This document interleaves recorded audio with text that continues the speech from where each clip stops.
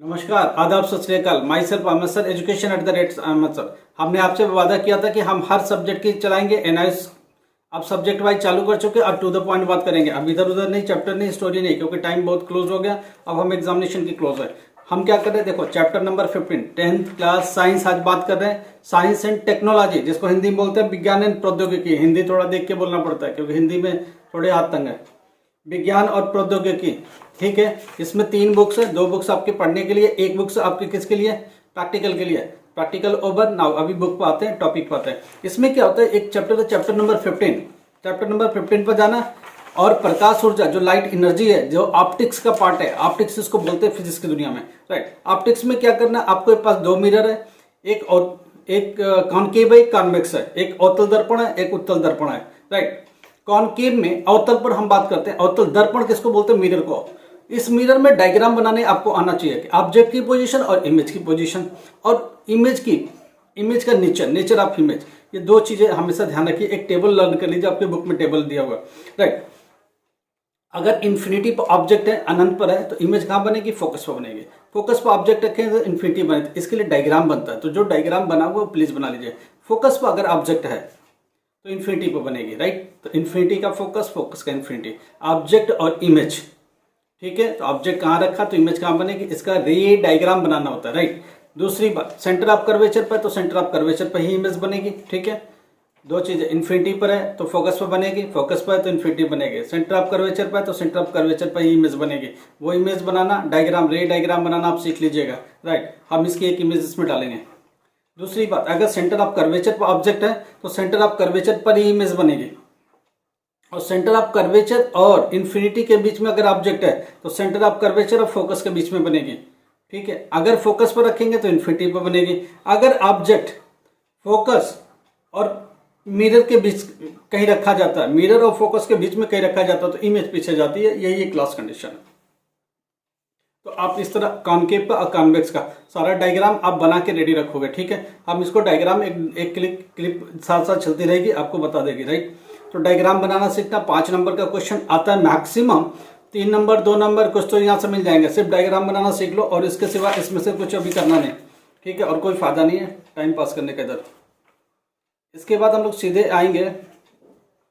देखो इलेक्ट्रिसिटी में एक क्वेश्चन होता है हमेशा, रेजिस्टेंस को जोड़ने का ओम्स लॉ के ऊपर होता है। तो रेजिस्टेंस के लिए न्यूमेरिकल बार बार वो करते हैं, सीरीज में और पैरेलल में न्यूमेरिकल्स होता है। तो एक न्यूमेरिकल का फार्मूला सीरीज का R = R1 + R2 + R3 वाला, और पैरेलल वाला 1/R = 1/R1 + 1/R2 + 1/R3, ये पैरेलल वाला होता है। तो इन दोनों में से आप ध्यान से न्यूमेरिकल इसकी प्रैक्टिस कर लेना। और एक और बड़ा क्वेश्चन आता है, यहाँ से 3 से 5 नंबर का क्वेश्चन आता है, ठीक है। वो है एसी जनरेटर का। एसी जनरेटर का क्वेश्चन आता है। इसी में से विद्युत धारा और चुंबकीय प्रभाव वाला चैप्टर है।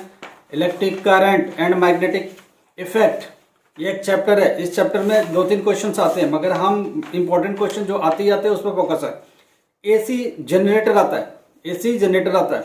एसी जनरेटर का फुल फंक्शन और फुल वर्किंग सब आना चाहिए आपको, ठीक है। मैग्नेट के बीच में जब एक रेक्टेंगुलर कॉइल लगते हैं तो वो मैग्नेटिक इफेक्ट में रेक्टेंगुलर कॉइल के बीच में जब करंट पास करते हैं तो current carrying conductor which is passing in between the magnetic field, तो व्हाट हैपेंड, तो टॉर्क एक्ट ऑन देम। तो एक टॉर्क एक्ट करता है, एक फोर्स एक्ट करता है। 2 मैग्नेट नॉर्थ और साउथ पोल के बीच में एक रेक्टेंगुलर कॉइल जब हम रखते हैं तो वो क्या करता है, उसके ऊपर फोर्स लगता है। जब फोर्स लगता है तो वो क्या करता है, रोटेट करता है। जब वो रोटेट करता है तो उसको फोर्स बोलते हैं, वही फोर्स टार्क बना देता है, ठीक है।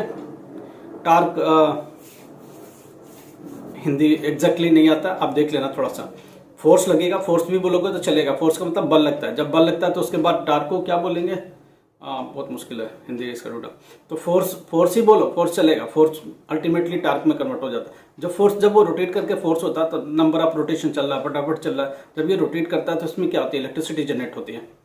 इसमें मैग्नेटिक इफेक्ट होगा, मैग्नेटिक इफेक्ट से मैग्नेटिक फोर्स होगा, मैग्नेटिक फोर्स से इंडक्शन होगा, इस इंडक्शन से करंट बनेगी। ये पूरा जो जनरेटर है, इलेक्ट्रिसिटी एसी जनरेटर है, ये पूरा याद कर लेना। 3 से 5 नंबर का क्वेश्चन मिलता है। ये इंपॉर्टेंट क्वेश्चन है 100%। आप समझ रहे हो ना, हम कुछ बोल नहीं सकते, समझना ज्यादा जरूरी है, बोलना कम है। तो ये इस बुक में ये 2 चीजें। अब हम आते हैं मेन क्वेश्चन पर। मेन क्वेश्चन में क्या करना है, सेकेंड बुक नंबर 1, एक बुक तो हो गया, ठीक है। एक बुक में और देखेंगे। एक बुक में लाइफ प्रोसेस है, ठीक है ना। लाइफ प्रोसेस पे फोकस करना है आपको। गलती से दोनों बुक हमारे यहाँ। अच्छा, लाइफ प्रोसेस पर आते हैं। बुक की ज़रूरत हम लोग को नहीं है, मैं आपको इतना बात बता दूं, हम लोग को साइंस की बुक की ज़रूरत नहीं होती है। इतना रहता हम लोग के पास नॉलेज कि आपको सफिशिएंट, कहीं बैठे हमको आपको पढ़ा सकते हैं। बट वही है, टाइम की बहुत शॉर्टेज है, तो मैं आपको बहुत ज़्यादा नहीं कुछ बता सकता। अच्छा, लाइफ प्रोसेस में क्या क्या प्रोसेस है? एक डाइजेस्टिव सिस्टम है, उसके बाद रेस्पिरेटरी सिस्टम है और एक्सक्रीटरी सिस्टम है। तीनों सिस्टम को बिल्कुल चट कर जाओ। क्या चट करना है? डाइजेस्टिव सिस्टम को फिर आपको याद दिलाते हैं। डाइजेस्टिव सिस्टम में एक पूरा डायग्राम बनाओ, पूरे एक आदमी का ह्यूमन फेस बनाओ। नहीं बनाते तो डाइजेस्टिव सिस्टम के नाम और पार्ट लिखो। पहली बार डायग्राम बनाने का आएगा तो 2 मार्क्स का आएगा। डायग्राम के साथ लेबल डायग्राम है तो 3 मार्क्स का आएगा। अगर पूरा एक्सप्लेनेशन आएगा तो 5 मार्क्स का आएगा। एक सिस्टम 100% आएगा। ठीक है, हम 5-5 नंबर को टारगेट कर रहे हैं, बहुत ध्यान समझना। डाइजेस्टिव सिस्टम समझ में आ रही है? पाचन तंत्र के बारे में बात हो रही, तो पूरा एक बनाना पड़ेगा डायग्राम। डायग्राम पहले बनाओ, डायग्राम के आर्गन का नाम लिखो। क्या क्या आर्गन का नाम है ये से सुनो। ये बक्कल कैविटी, माउथ है, माउथ यहाँ से क्या मिलेगा, और पूरा 5 नंबर का आएगा तो पूरा एंजाइमेटिक एक्शन, कौन कौन से एंजाइम आता है, कैसे एक्शन होता है, पूरा डाइजेशन कैसे होता है, समझाना पड़ेगा आपको। एक एक पार्ट का नाम लिखो। चलो, बक्कल कैविटी, माउथ बोलते हैं इसको।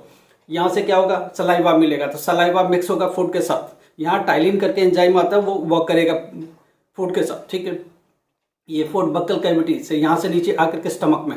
स्टमक के 3 पार्ट होते हैं। स्टमक से निकलेगा HCl, हाइड्रोक्लोरिक एसिड। ठीक है ना, हाइड्रोक्लोरिक एसिड निकलता है, एक एसिड निकलता है HCl, वो फूड के साथ मिलेगा। फूड को थोड़ा सा और लूज करेगा, ढीला करेगा और एंजाइमेटिक एक्शन के लिए तैयार करेगा।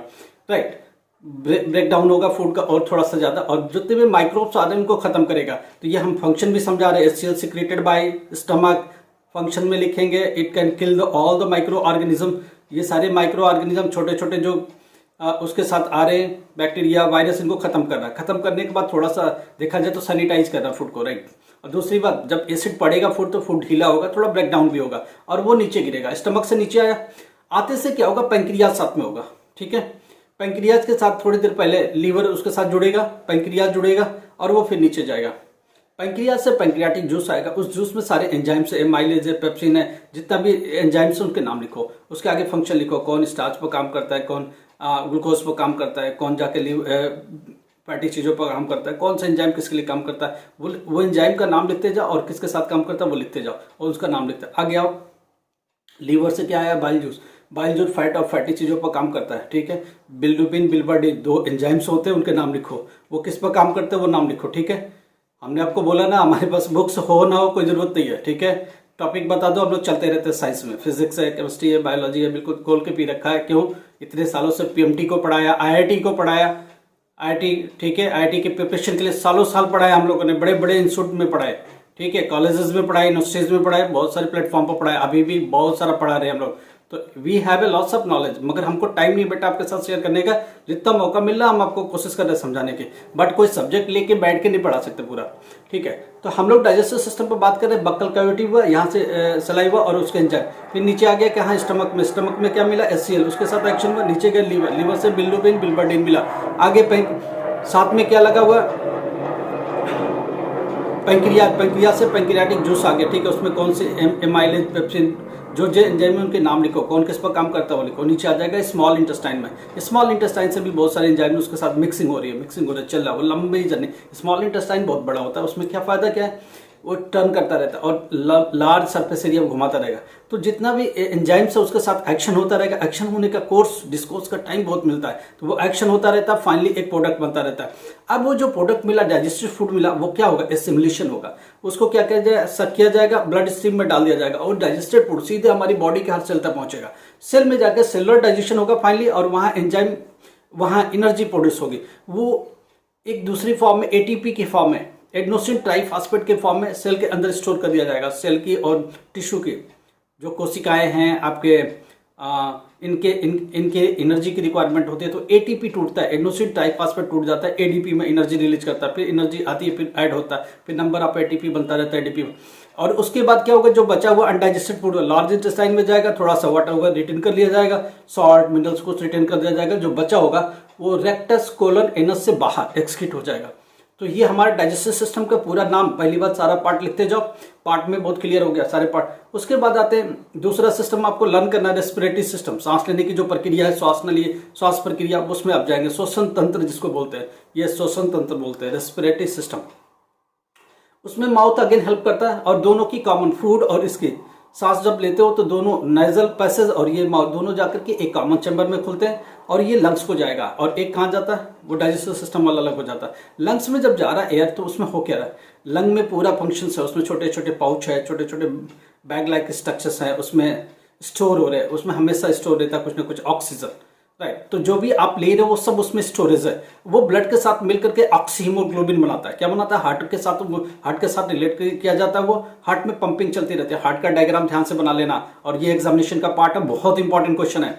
हार्ट का डायग्राम बना लेना, इस पर किसी और दिन एक दो बार जैसे जैसे मौका मिलेगा हम लोग पढ़ते रहेंगे, थोड़ी स्टडी भी करेंगे, इसका पार्ट 2 पार्ट 3 पार्ट 4 भी लाएंगे, थोड़ा एक्सप्लेन कर दे, अभी सिर्फ क्वेश्चन पर फोकस है। फाइनली उसको क्या करेंगे, हार्ट का भी अलग से डायग्राम बना के पूरी प्रैक्टिस करो, उसके पार्ट का नाम लिखो, राइट लेफ्ट दोनों लिखो, वेंट्रियोल और एट्रियम वो सब लिखो, उस उधर नहीं जा रहे अभी सॉरी। रेस्पिरेटरी सिस्टम में आपने देखा वो ब्लड के साथ मिक्स होगा, ऑक्सी हीमोग्लोबिन बनाएगा। ऑक्सी हीमोग्लोबिन किसमें, आर्टरी के थ्रू ट्रेवल करेगा, बॉडी के हर पार्ट तक पहुंचेगा, जब पहुंचेगा तो वहां से ऑक्सीजन ले लिया जाएगा, राइट। वो ऑक्सीजन किस लिए, जो फूड डाइजेस्टिव सिस्टम में पहुंचा, जो सेल में पहुंचा हुआ, उस ऑक्सीजन के प्रेजेंस में बर्न होता है, जब वो बर्न होगा तो एनर्जी लिबरेट करेगा। वो ऑक्सीजन सिर्फ इसीलिए होता है, एनर्जी लिबरेट करने के लिए, राइट। अब वहां से कार्बन डाइऑक्साइड वेन में आ जाएगा, वेन के थ्रू चलेगा। कार्बन डाइऑक्साइड चूंकि वेन में आ जाता है, इसलिए वेन का आर्टरी और वेन जो दो नसें आपकी होती हैं, आर्टरी पिंक कलर दिखता है, क्यों दिखता है, क्योंकि ऑक्सी हीमोग्लोबिन है, ऑक्सीजन रिच है। और जो ब्लू दिखता है वो क्या है, ऑक्सीजन की जगह पर कार्बन डाइऑक्साइड रिच है, तो वो क्या होगा, डीऑक्सी हीमोग्लोबिन हो जाता है, उसमें ऑक्सीजन कम होता है, कार्बन डाइऑक्साइड ज्यादा होता है, इसलिए ब्लूइश दिखता है, वो दूसरी होती है। तो आर्टरी हमेशा थोड़ी सी स्किन के नीचे होती है, और जो वेन होती है वो रिफ्लेक्ट करते हैं, तो वेन आपको दिखती रहती है, ब्लू कलर की आपकी वेन दिखेगी। और जो आर्टरी होती है वो कहाँ होती है, थोड़ी नीचे होती है, क्यों, सेफ्टी रीजन, अगर आर्टरी कट गई तो ब्लड सारा बाहर हो जाएगा, इसलिए उसको क्या किया जाता है, थोड़ा नीचे बिलो द थोड़ा स्किन रखी जाती है, थोड़ी सी नीचे रखी जाती है, वो दिखती नहीं। जो पिंक कलर आपकी बॉडी की स्किन का टोन होता है वो इसी की वजह से शो करता रहता है, क्योंकि ये जो आर्टरी चल रही है इसके अंदर ब्लड चल रहा, पिंक कलर का दिख रहा है, तो इसकी वजह से पिंकिश थोड़ी स्किन दिखती रहती है।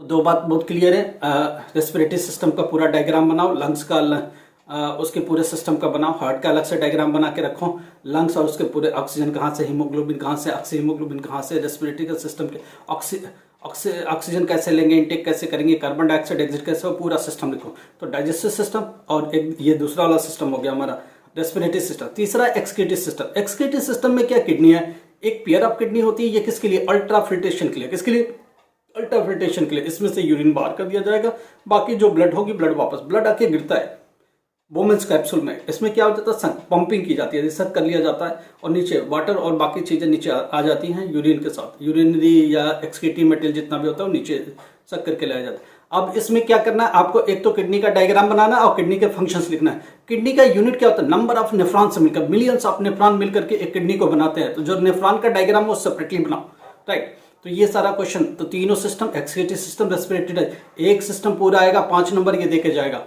और ऑप्टिक्स का डायग्राम 5 नंबर देके जाएगा, और 3 से 5 नंबर आपको एसी जनरेटर देके जाएगा। अब हम आते हैं एक और चैप्टर पर, वो है एंडोक्राइन सिस्टम। एंडोक्राइन क्या बोलते हैं, देख लेना एक बार, हमको ध्यान नहीं हिंदी। एंडोक्राइन सिस्टम को जनरली क्या स्राव बोलते हैं, स्राव का मतलब निकलना, ठीक है, लिक्विडेशन।